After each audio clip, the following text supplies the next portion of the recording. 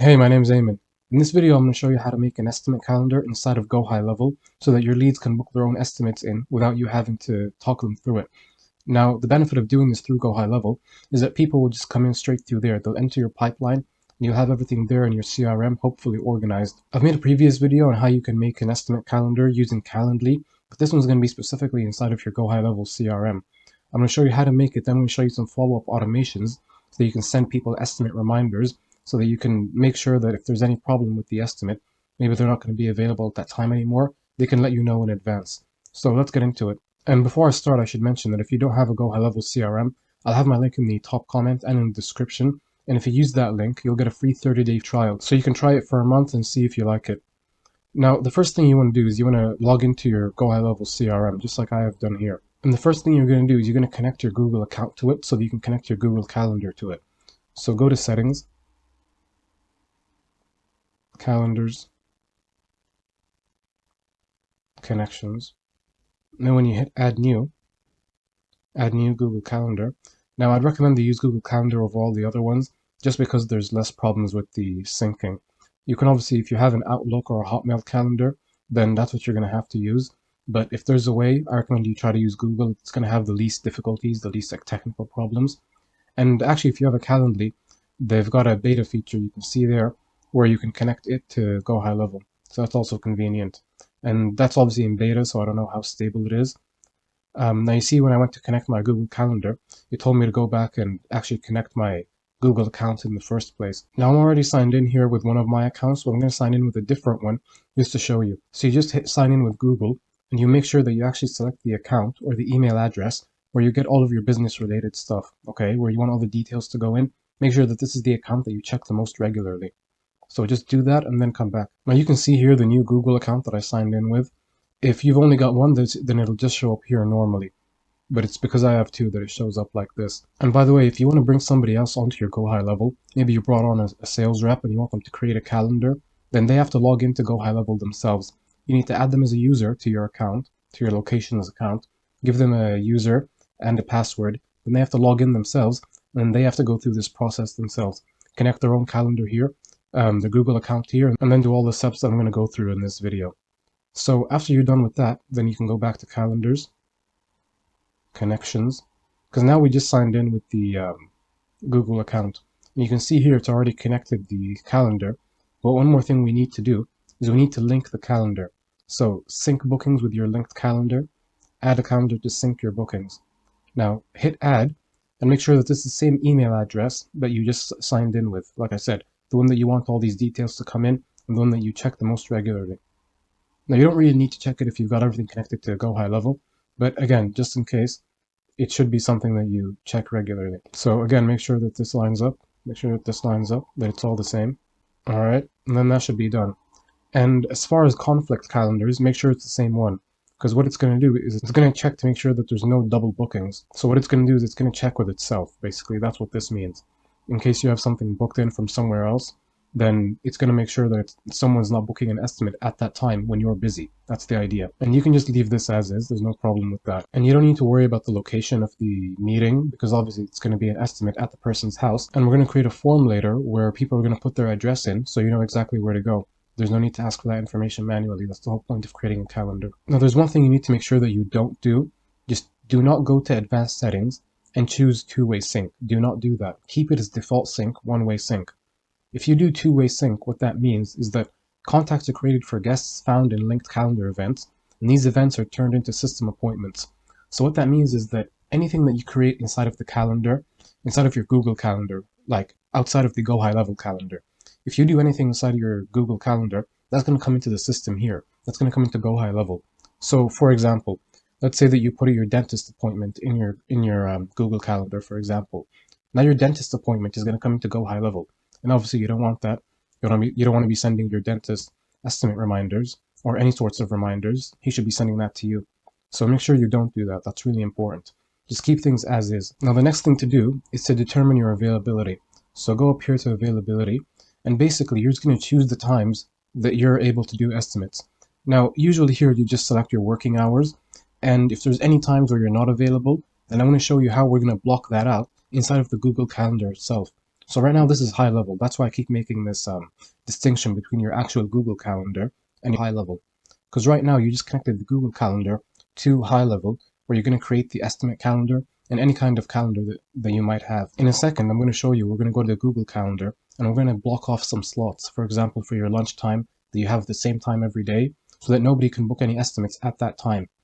But for now, inside of the high level system, what I recommend you do is you just choose all your working hours and have that as the availability. So for example, let's say you work from 9 a.m. to 5 p.m. Then just hit OK. And then just copy it to all of them, 9 to 5. And maybe your Saturdays are a bit shorter. Again, you can just go and edit these individually, but their working hours are probably going to be the same throughout. So just click Save Availability. And now you're going to go to your Google Calendar, and I'll show you how to do that. Alright, so all you do is you go to calendar.google.com. Alright, and now you're inside your Google Calendar. And again, just make sure that this is the same account that you used inside your high level, okay? That this is the one that you just synced. And you can see here it's got these events. It's obviously going to have any holidays around this time. And right now this is your Google Calendar. So what we're going to do is we're going to block off some slots. So for example, like I said, for lunchtime, like 12 p.m. to about 2 p.m. Let's say, for example, you want to block off that entire slot every single day, so you don't have any estimates during that time. Now what you're going to do is you're going to click here and click on day, and then scroll up and then find the time that you want to block off and just click and hold, okay, and just drag it so that you cover the whole window. Like I said, I'm going to do 12 to 2 p.m. in this example. And then add title here, you can just have lunch. So what this does is we're blocking off this time slot. So now that's not going to show up on GoHighLevel. If somebody goes to our estimate calendar, they're not going to see 12 to 2 p.m. on this day.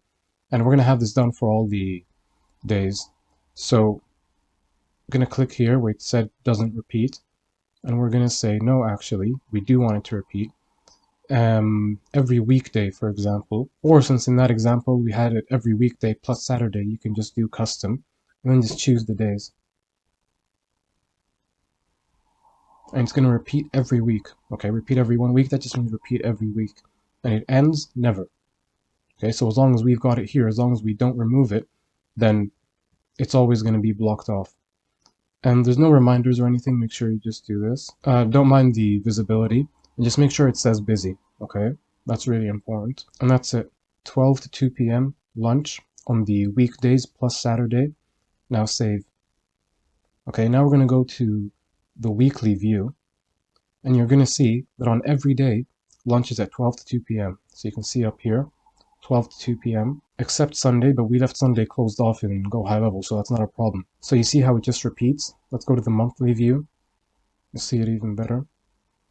12 p.m. lunch, 12 p.m. lunch, 12 p.m. lunch. Now that's not something that you need to worry about. So if you've got any other time slots that you want to block off, this is how you do that. Then once you're done with that, you can go back to GoHighLevel. Like I said, make sure you saved your availability here. And now we're actually going to create the calendar. So you can just go up here to calendars. And I recommend that you create group instead of just create calendar, because the whole idea with create group is that you basically create a group of people who are involved in this one thing. So you're going to call this, for example, your sales calendar. And the whole idea is that hopefully in the future, or even right now, you're going to bring people on. You're going to have multiple people that estimates can be booked with. You're going to have multiple salespeople. That's why you want to have it like this. That's why you want to do this. So just name that sales calendar. And there's no need to put a group description. And template, you can just leave it as it is. And as for the group URL, there's no need to overthink it. Estimate calendar. That's it. And just hit create. Okay, that's already taken. That makes sense. All right. In that case, just put your company name here, whatever your company name is.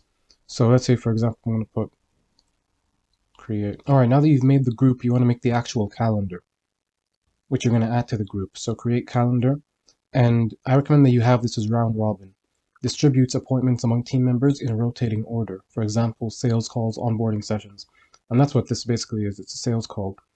Now, you can give this name, this is what people are going to see on the calendar. So this one, you want to make sure it just says the same thing. Company name, just say estimate calendar. And then you can add a description, because again, like I said, this is customer facing. People are going to see this. So you can just write something like, and you should probably put a bit more time into it. It doesn't have to be too complicated. Find a time that works for you. Let us know what you're looking to get done. And we'll come out on that day to give you an estimate on your project. So the way this is going to work is that people are going to first select the time, then it's going to go to a form, and I'm going to make the form in a second. It's pretty simple to do. And they're going to put in their information.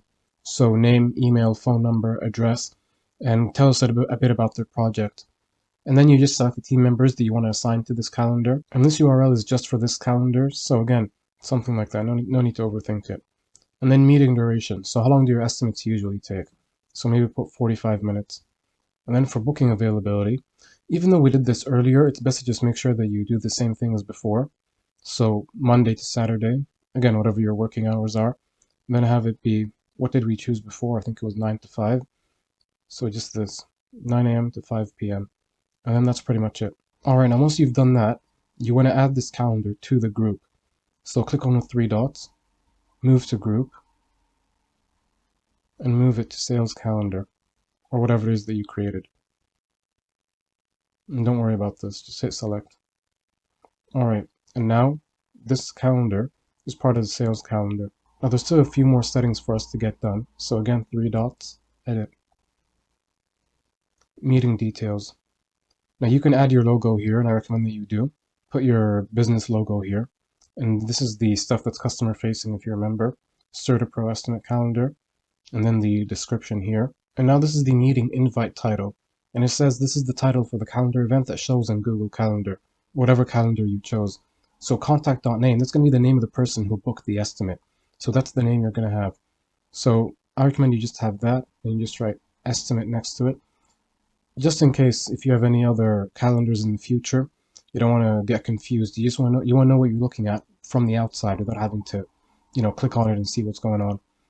And the appointment distribution. Now you can optimize for availability or equal distribution. This is only when you've got more than one team member. Like I said, when you've got more than one sales rep on here. And this is how the system optimizes the distribution of estimates.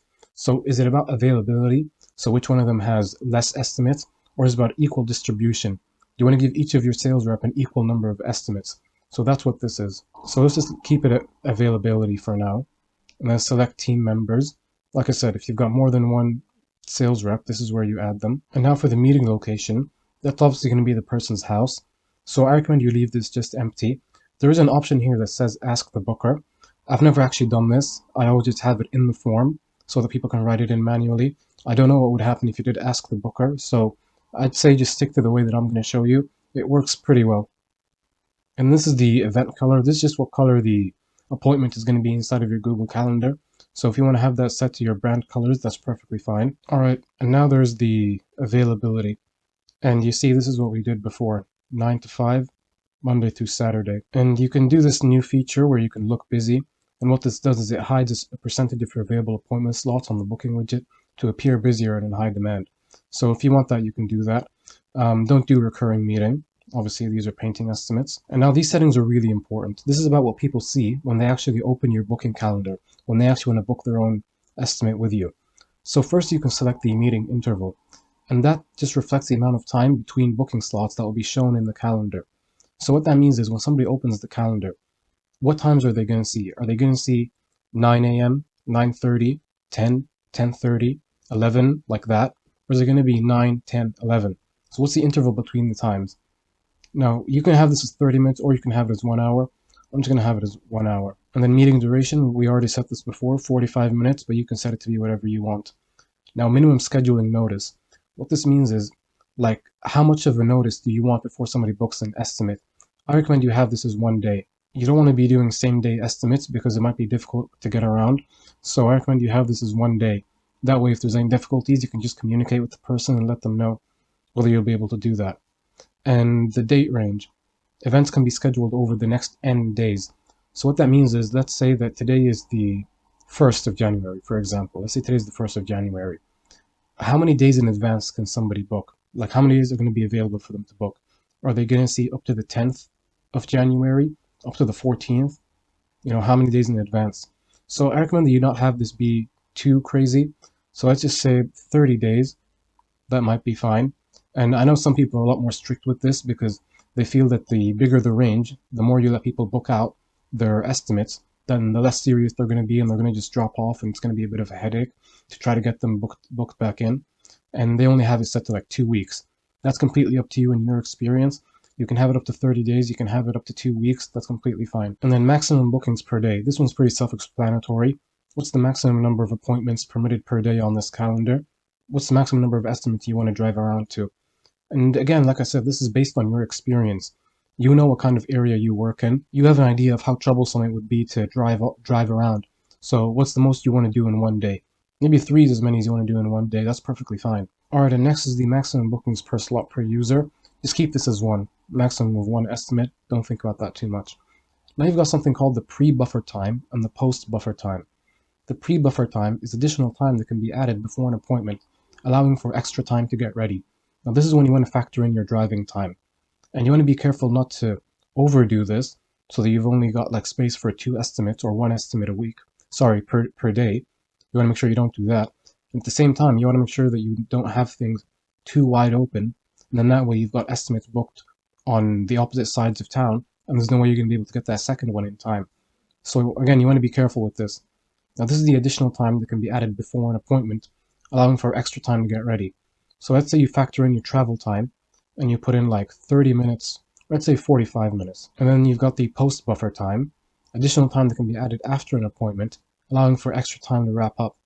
Now the thing with the post buffer time, so you've got an estimate scheduled right here in this slot, okay? And then you've got the post buffer time after that slot, but then you're going to have the pre-buffer time for the next slot. So be careful with this to the point where people are only able to book 1 estimate with you on that day. So be careful with this. Maybe you just want to add an extra 20 minutes here, for example. Again, you can play around with this and then hit save. Now next is the forms and payment. So remember, like I said, you're going to have people select the date and time, and then they're going to fill in their information. And you can swap these around. You can have the form come first. Personally, I like to have the date and time come first. And then the actual form. Now there's a default form, which is just going to be first name, last name, email, phone, and notes. I don't recommend that you use that form. We're going to go and create an actual form just for the calendar. So leave that for now. We're going to come back to this step after we create the form. Like I said, leave this as it is. And you want to pre-populate fields. I recommend you keep this. What it does is if somebody's already booked something with you or they've filled out a form of yours from GoHighLevel, then it's going to remember that. So they won't need to write their name again. They won't need to write their phone number again. It'll already be filled in. And then consent checkbox. Again, there's no need to do this because that's going to come with the form. Add guests, no need for that. Confirmation page. So this is what happens after people book in the estimate on the calendar. Now, I'm not going to go through that in this video, but for example, if you've got this calendar in a website, then what you should do is you should have it redirect to a thank you page. So have the URL be your thank you page.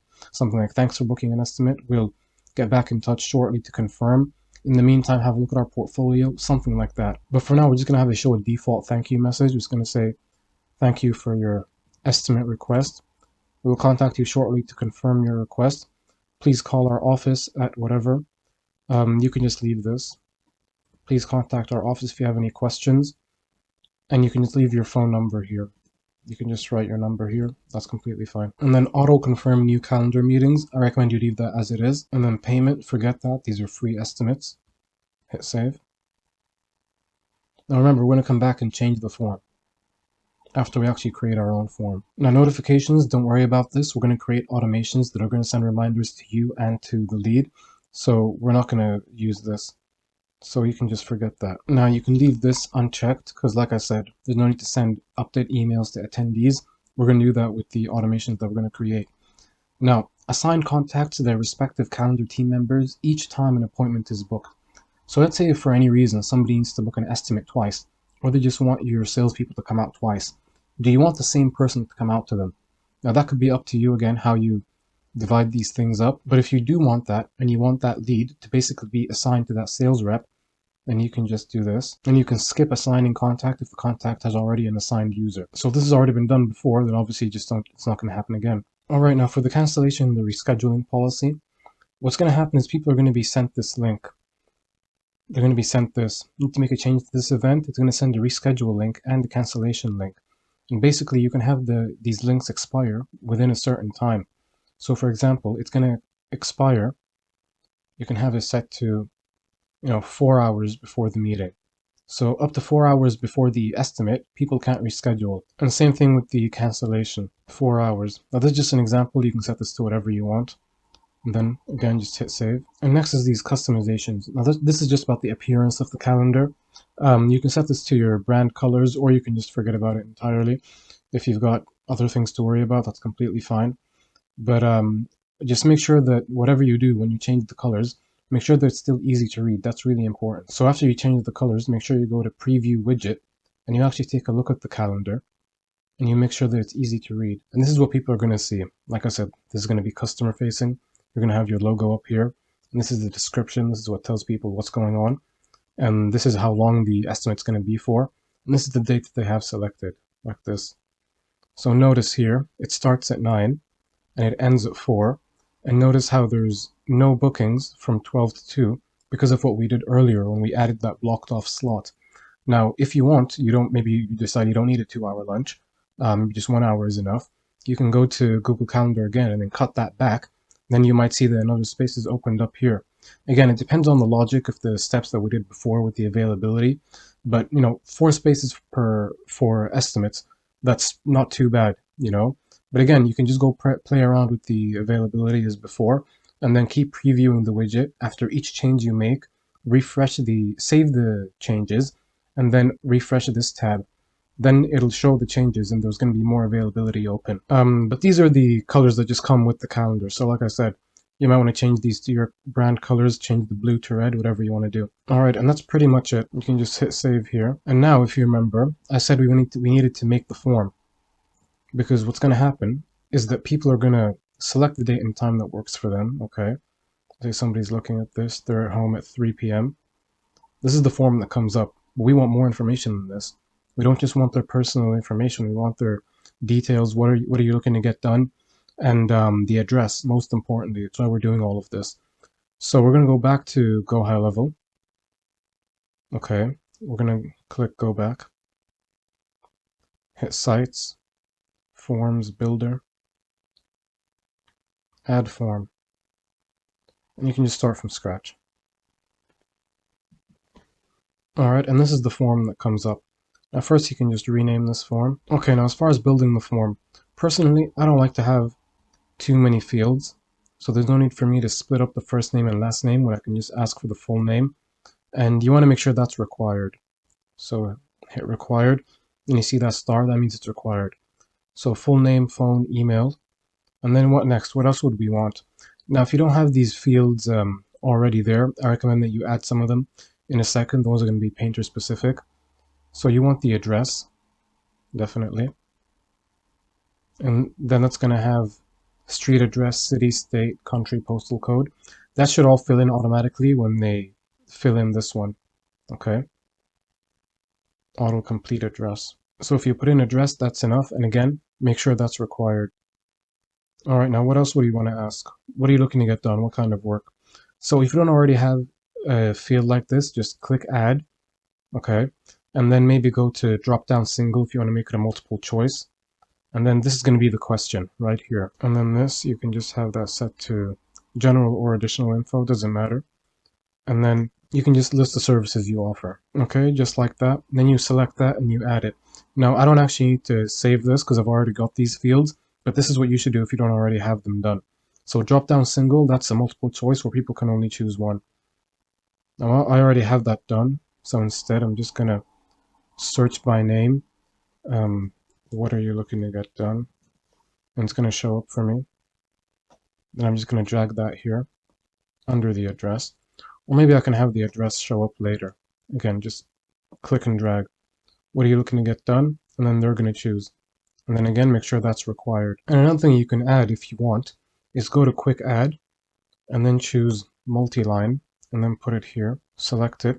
First of all, have it required and then just label it. Tell us a bit more about your project. There. And then with the address, and then this is obviously for legal reasons. Message frequency varies, message and data rates may apply.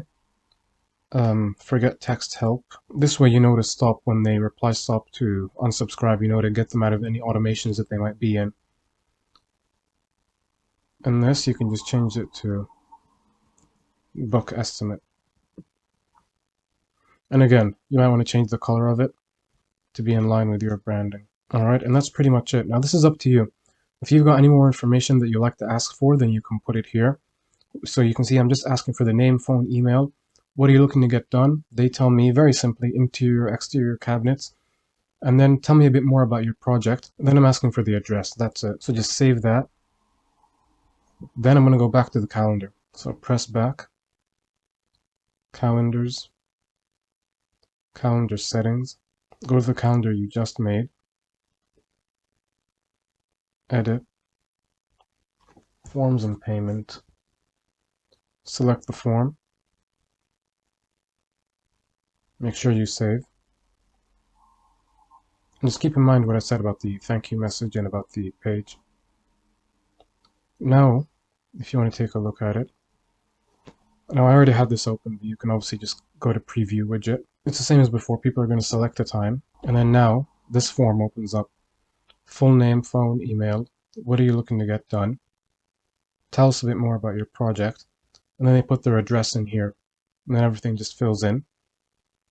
They consent to receive SMS notifications and then schedule the meeting. It's really that simple. Now I'm going to show you how to get the link for this.